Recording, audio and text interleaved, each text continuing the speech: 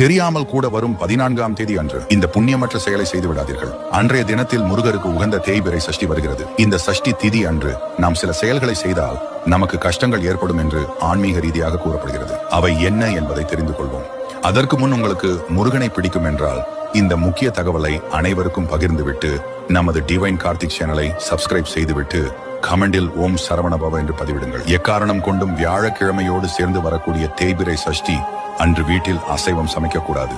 வெளியில் சென்று சாப்பிடலாம் என்றும் நினைக்காதீர்கள். அசைவத்தை முற்றிலும் தவிர்ப்பது மிக மிக நல்லது. அடுத்ததாக யாரிடமிருந்தும் எந்தவித பொருளையும் கடனாக வாங்காதீர்கள். பொதுவாக வியாழக்கிழமை தங்கத்தை அடமானம் வைக்க கூடாது என்று கூறுவார்கள். காரணம், தங்கம் என்பது குருவின் அம்சத்தை பெற்றதாக திகழ்வதால் தான். அதோடு சேர்த்து இந்த சஷ்டி திதியும் வருவதால் அன்றைய தினத்தில் நாம் தங்கத்தை அடமானம் வைத்தோம் என்றால் அதை நம்மால் திருப்ப முடியாத சூழ்நிலை உண்டாகும். ஆகையால் இதை புரிந்து நடந்து கொள்ளுங்கள். தொடர்ந்து இது போன்ற ஆன்மீக தகவல்களை தெரிந்து கொள்ள நமது டிவைன் கார்த்திக் சேனலை சப்ஸ்கிரைப் செய்து